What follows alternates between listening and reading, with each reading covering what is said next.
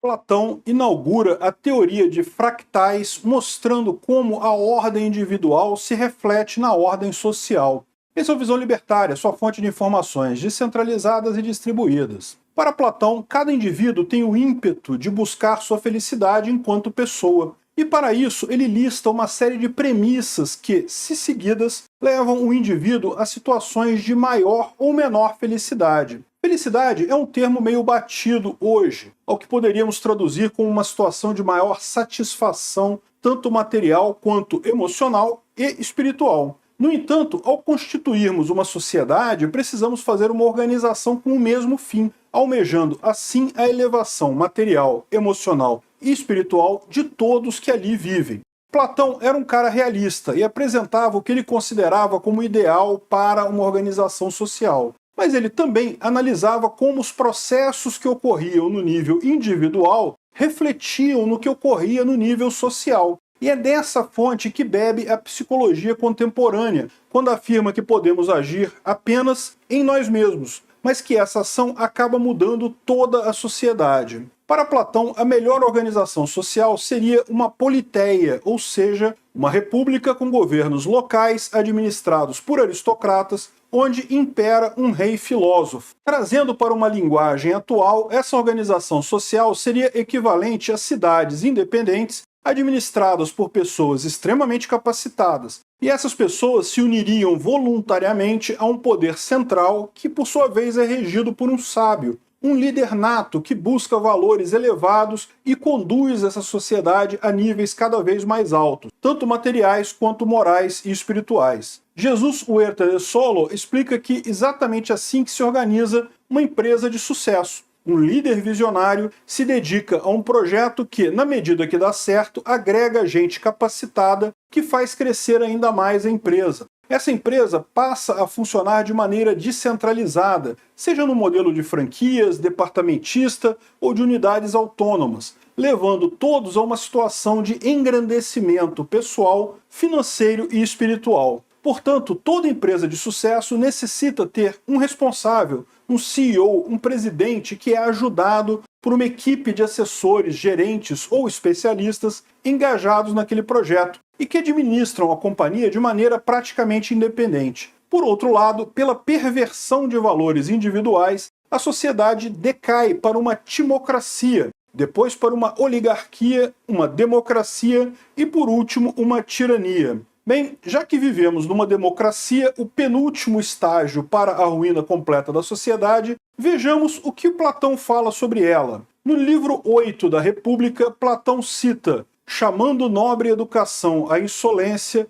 liberdade à anarquia, magnificência ao deboche, coragem à imprudência. Não é assim que um jovem habituado a satisfazer apenas os desejos necessários acaba passando da liberdade à dissolução, emancipando os desejos supérfluos e perniciosos e dando a eles livre curso? Assim, na democracia, a ilusão de liberdade faz descambar para a libertinagem e, ao final, alça ao poder aqueles que prometem mais facilidades quando vencem os demagogos. Além de que a democracia se mostra como um espectro de cores, uma organização em que tudo é permitido, tudo é tolerado, em que se perdem as referências do que é bom ou ruim. Tudo é bom, é aceitável, tudo é relativizado. Sim, Platão previu o movimento woke e o politicamente correto há 2.400 anos, hein? Quem diria? Democracia é aquela em que a Constituição, sim, a Carta Magna, a Bíblia dos burocratas, sustenta o império das leis e garante todo o Estado democrático de direito. Mas Platão adverte que nas democracias as constituições são escolhidas como num bazar,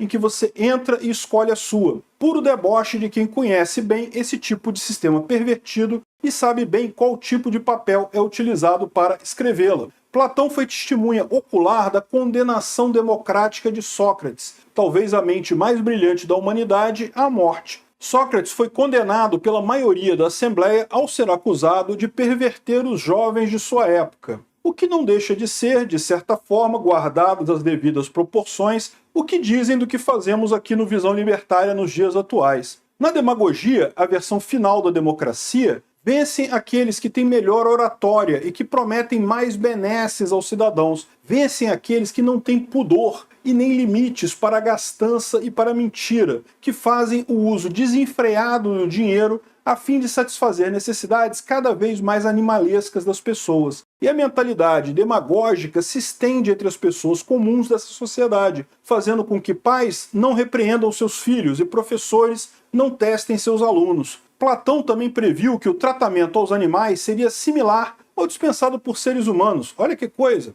No fundo, a democracia se transforma numa terra sem lei, onde tudo é permitido e tolerado em nome da liberdade e da igualdade. A liberdade, essa que, desconfigurada pela falta de moral e de propósito, leva à escravidão da tirania, do tirano que ganha a alma das pessoas perdidas. Esse tirano sem moral e sem referência de virtudes promete protegê-las e dar-lhes todo o provimento, e acaba ganhando sua confiança cega. É nessa realidade que o homem vira o lobo do homem. Enquanto muitos serão adestrados e sugados por poucos, ou por apenas um, como Hobbes descreveu em parte quando afirmou que essa é a essência do ser humano no estado de natureza. Platão previu essa situação face a face, pois reconheceu que a escravidão se torna realidade na tirania, que por sua vez vem do decaimento da democracia. Na tirania sucedem-se as mais cruéis atrocidades e guerras. É a organização que nutre o pior que há dentro das pessoas. O egoísmo, a usura, a inveja, a soberba, mentiras e disputas sanguinárias pelo poder.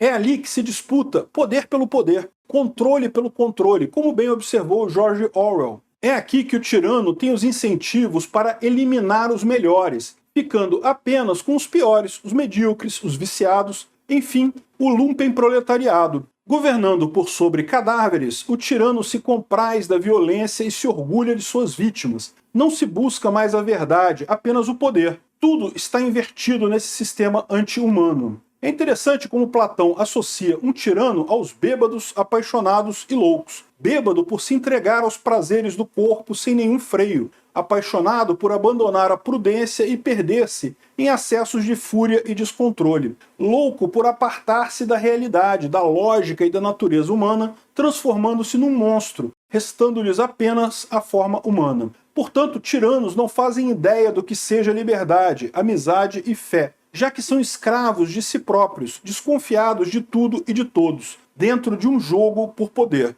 E assim não conseguem conceber nada acima de si próprios. E como resultado da corrupção completa de valores elevados no nível individual, uma sociedade governada pela tirania resulta em pessoas sem liberdade, famintas, violentas, tristes e pobres. Essa sociedade ruma em direção ao colapso. Como vimos, Platão descreve a maneira com que, a partir da degeneração individual, segue-se uma degeneração da própria sociedade. É claro que, numa sociedade moderna, organizada como país e com milhões de habitantes, coexistem vários tipos de pessoas em diferentes estágios da elevação moral e espiritual. No entanto, à medida que uma ideologia ganha força, a balança pode pender para o alto ou para o abismo. De qualquer maneira, cada um tem controle sobre si mesmo e pode, de maneira individual, escolher qual caminho a percorrer, se o caminho da degeneração ou o caminho da elevação, que para Platão passa pela filosofia, pela música e pelo treinamento físico. Tentando atualizar a mensagem de Platão para os dias de hoje,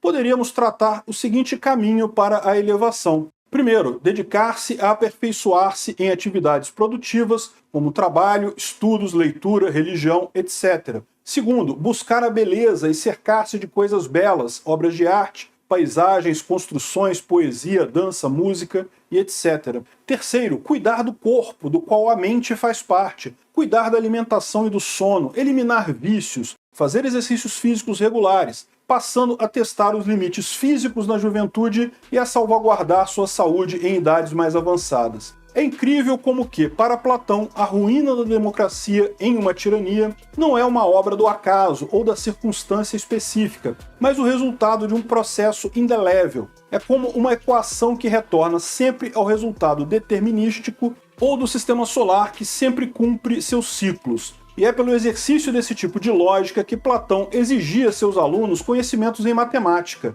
Na época, reinava uma percepção naturalística segundo a lógica de nascimento, crescimento, maturação, corrupção e morte, que observam nas coisas da natureza e aplicavam às coisas da sociedade. Portanto, assim como as coisas da natureza, as coisas da sociedade também deveriam passar por esse ciclo. Se outra organização social sempre nasce do colapso da anterior, então fica a pergunta: qual faremos nós? Diferente das gerações anteriores, temos à nossa disposição toda a tecnologia e o modelo anarcocapitalista de Rothbard. Já é hora de começar, antes que seja tarde demais. Continuando o assunto, aproveite agora e assista ao vídeo Condomínios Privados, sua liberdade começa aqui. O link está na descrição do vídeo. Obrigado por sua audiência. Esse artigo foi sugerido e escrito por Amazônia Livre, revisado por Baby Yoda e narrado por mim, Peter Turguniev. Se você gostou desse vídeo, clique no ícone de curtir abaixo e compartilhe o vídeo em sua rede social. Se você deseja ser notificado de outros vídeos, clique em se inscrever e depois no ícone da campainha. Até a próxima!